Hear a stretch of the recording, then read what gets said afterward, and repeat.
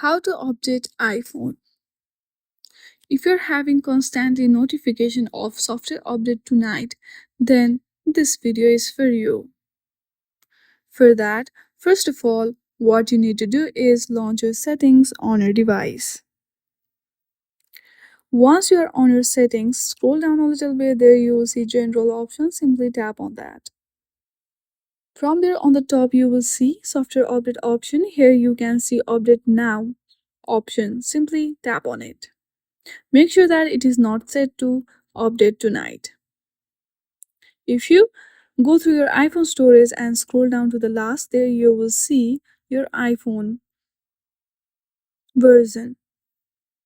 Simply tap on it. There also you can see update option. You can also tap on that.